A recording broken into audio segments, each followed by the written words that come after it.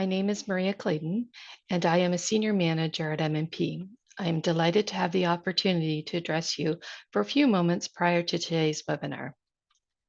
M&P is a leading national accounting, tax, and business consulting firm. We proudly serve the responsive needs of our clients in the public, private, and non-for-profit sectors, and we are committed to helping our clients, teammates, and community adapt to evolving landscape. We are proud to support organizations like the Chamber of Commerce and a partnership that aligns with business spirit and amplifies our values of leadership, excellence, commitment to enhancing our communities of where we work and live. Thank you for taking part in this session, and I look forward to connecting with you at a future Chamber event. Hello and welcome. It's a pleasure to be here, and thanks for taking the time out of your day to listen to today's topic about leadership. So with that, we'll get right into it, and we'll see what comes of it. So I will say this: I am doing something new that I've never tried before, and I'm recording this live, so I'm not going to take many takes. I'm going to do it all at once. And the way I look at it is putting myself in your guys' shoes. So you guys don't get to sort of stop, pause, change how you're going to do when you're leading. So I've done my preparation, I've done my work that I can do, and we'll see how it goes and see what you get out of it. So with that, I'll give you a little bit about me, the reason why I do what I do. I believe that there can be a harmony of growth between employees and a business, so that a business can be a leading example in our communities and at the world at large. In everything that I do, clarity, purpose, and transformation drive me forward, so that businesses and employees can grow and thrive. This allows a forward movement regardless of the direction between a business and its employees. And I'll say a little bit more about that. It means if the business is trying to focus and go down one path, and all of a sudden, there's a couple employees that don't really want to be there, but they still need to be there, and they see an opportunity to actually learn and grow to get into the field they want to be. Well, those are completely different paths. And I believe that there's a place where businesses can, and those employees in those situations, can actually come together and create something in harmony. And really lead to a lasting benefit, not only for the business, but also for the employee. So one of the main reasons why I got into coaching and into leadership development is simply impact. It's where a lot of people spend their day, is at work. So as someone who wants to make a difference in someone's life, making a difference in the place they work, where they spend most of their time, is really the way I see to do that. And it's the thing that really drives me forward. So, leadership. There's a lot here. But what is leadership? Well, leadership is the various qualities and behaviors that enables us to be leaders, to guide, inspire, and empower others within our organizations, within our businesses, and even within ourselves. And I'll touch a bit more on that later.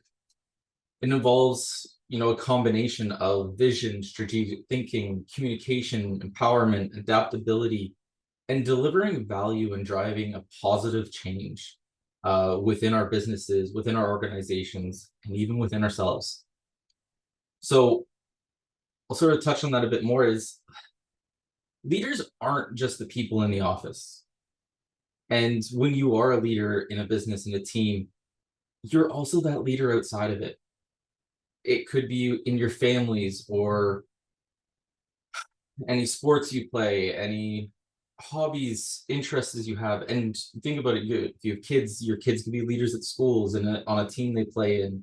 So leaders really show up everywhere. And the other side of that is it also includes how you lead yourself. So what does your self-leadership look like? So what is your ability to, motivate, inspire, guide, and empower yourself to reach what you desire? So one of my favorite things I sort of bolded here and took up most of the screen is Great leaders are not only able to motivate, inspire, and bring out the greatness in others, but also in themselves, which really leads to a question is not if you're a leader, but how will you lead?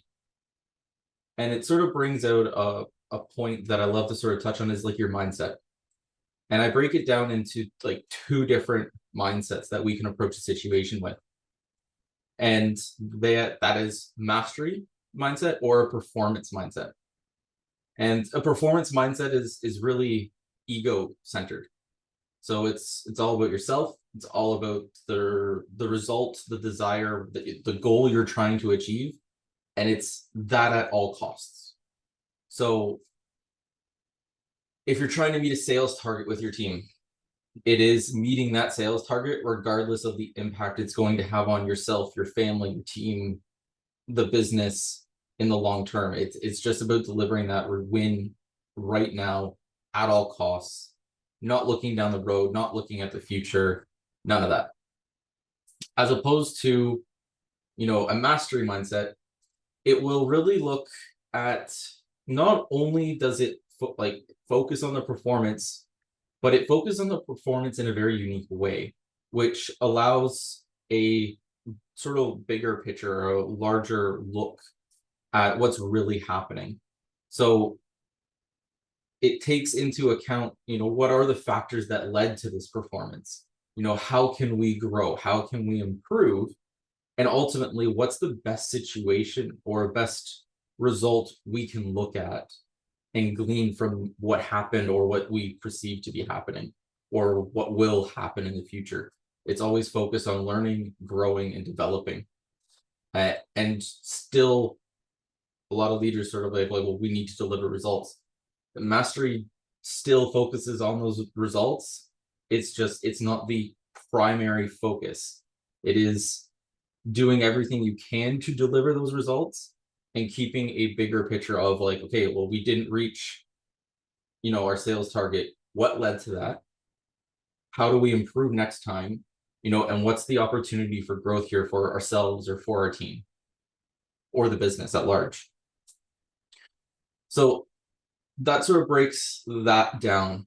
But this is sort of my favorite part when it comes to leadership, and really what I look at is the fuel behind what drives us and what makes us leaders. And that's our values.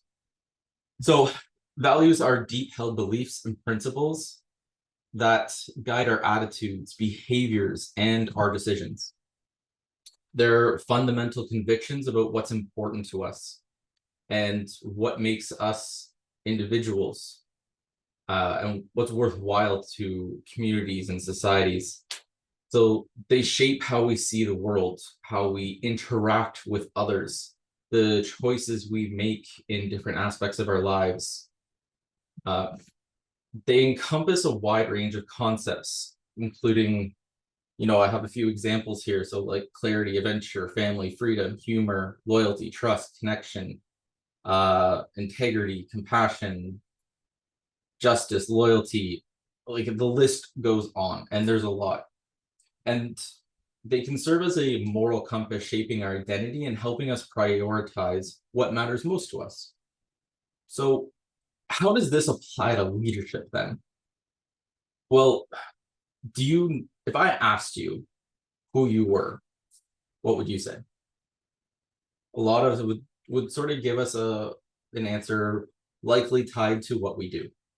So if someone asks me, in this illustration, I could be like, oh, well, I'm a leadership and executive coach. Well, that's what I do. That's not who I am. So if someone asks me that question, I still get caught up in it. And I try to sort of answer from my values and who I want to be. So as an example, is one of my core values that I hold is love, which sort of brings out an interesting point because, well, what does love mean to me? And what does love mean to you? Because they likely don't mean the same thing. So I'll sort of give you an illustration here is Love to me is communication and empathy at its core. And it's not only the communicating the good, but it's also communicating sort of the bad or the things that make us uncomfortable. And empathy is being able to really put myself in the other person's shoes, not only when I'm communicating, but in just everything that I'm doing. So I'll sort of use that as an example as leading from values, because really that's ultimately what I'm looking for and driving here is if you have a team member inside of your team or your business, and you have reports that are due annually, and this person is consistently late, you know, that can be pretty aggravating. Can sort of get on our nerves, and that's normal. It's okay that that happens. Now, if you reacted to that situation, and let's sort of say it's the third or fourth time this has happened, and you're just fed up, you throw off an email being like, John, I can't do this anymore. You got to get your reports in on time. There's really no excuse. You have all the time to do it. You just got to get it done. Like, I expect it to be done next time. I'm exaggerating the example a little bit, so just go with me. You can sort of see that happening. It may not be exactly worded that way. It'd probably be a bit more politically correct or delicate. Now, that's reacting to the situation. And that's sort of just like from what you're used to. Now, if I put myself in that situation and I respond from my values as a leader, so going back to that example of love, how do I bring communication and empathy? Really, well, it could be like throwing an email off, being like, hey, John, what are you doing for lunch today? Great, let's meet here. Lunch is on me. And actually sitting down, talking, being like, hey, the report you're constantly late on, it really causes an issue for me because I actually got to get that up to, the owner, my boss, executives, whatever it is. And, it really puts me in a tight situation because I don't want to be like, hey, like, oh, I have one person that I'm waiting for this report for, so I can't send it to you guys. So I'm just kind of curious, like, what's going on? Like, is there anything I can help you with? Is there something in the process that's holding you up? You could even sort of, now that I think about it, would be actually just asking them, like, what's going on in your life? How are you dealing with, the increase in prices? There's so many different ways where if you actually just come from that value, where your response can actually change instead of reacting. And that's where you begin to sort of see a real like shift and power change in your leadership and in how you show up and as the example inside of your business, your organization, or your team, as a leader. And the other side of it is you get to be who you want to be. And I sort of like this as an illustration. When you're leading from your values, you're fueling yourself back up as you lead. If you're leading from a set of values that you believe you should be, or a leader should be X, Y, and Z, and you're trying to come from that set of beliefs or skills, and it's not really yours, well, you're just burning all this fuel or burning your energy to lead.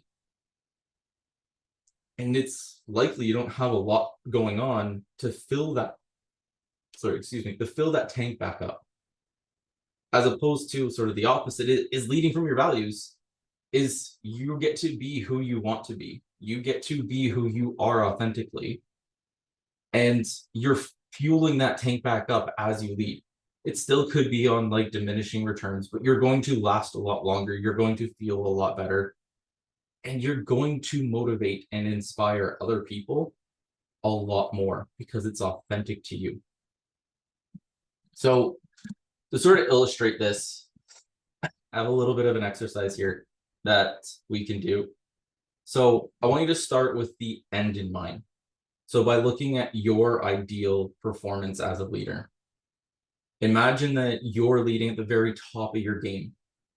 You're absolutely and completely satisfied in all ways with how you've shown up and you've performed as a leader. Now, think about the qualities, the values, the beliefs, attitudes, skills that you would need to have or exhibit to make this ideal performance as a leader occur. And I'll give you a little bit of time here. So, first step is list the factors below. So, I'll sort of just talk through this as you guys write. So, for me, first off, first one is love. Like, I need the value of love. You know, some of the qualities that I would need would be listening. Just reminding myself to listen. Some of the skills, probably communication, which ties into, you know, my value. And that would probably be the three main factors that I list. Now, moving on to the second step, on a scale of 1 to 10, you know, go over the list of factors and rate each item against how you typically show up when you perform as a leader. Pretty simple. You know, okay, love. Probably 6 or 7. Listening, probably 8. Communication, it's probably 6. Okay, so now next step, put a star by the items that would create the biggest shift in your performance. Communication, flat out. You know, and I could probably work on a little bit on actually just deepening that value of love. So, and coming from that. And look, I'm using 3 as an example. I get you probably have a list much larger. This is just to illustrate the point. So the next step is on a scale of 1 to 10. What is your willingness to make these shifts? So love, 8 or 9. Communication, I see the importance, but willingness is probably about a 6 or a 7. And here's the point of this question is if you're not willing to make a shift in these areas, do not force yourself. Because all that's going to do is it's going to put you into that performance mindset. And it's not going to actually help you achieve the results you're looking for long term. As opposed to if you're willing, it enables you to shift into that mastery mindset and to come from your values and that mastery mindset to lead, to be who you are authentically, to show up as you want, to allow yourself to refuel yourself as you're leading. And that's sort of a big difference there. And there's probably some people where just saying this, you've experienced that difference and you really get the power behind that. So the last step here is write down 1 to 3 actions that you can begin to take to make those shifts. So for me, love. Okay, well, that's have more conversations with the intention of just coming from a place of love. Okay, I can do that. I also can meditate on what that looks like to give myself a clearer picture. So I can spend, 5 minutes a day where I just think about how love shows up for me when I'm leading others to give myself a clearer picture. And, communication, I work with a lot of coaches in groups, so I could probably create some kind of structure with a couple of those coaches to work on my communication and how I'm delivering things, how I'm speaking. I think that works. So you can sort of see there's no right or wrong answer here. It's all about how you want to show up what your version of a best leader looks like, and then taking those actions.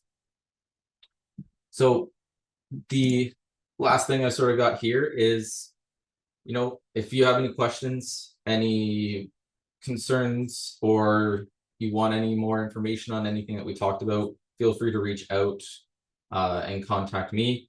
My phone's normally on silent. You call, there's a good chance I don't answer. Not ignoring you, just telling you how it is. Anyways, thank you very much. I appreciate your time today, and I wish you all the best. Have a good one.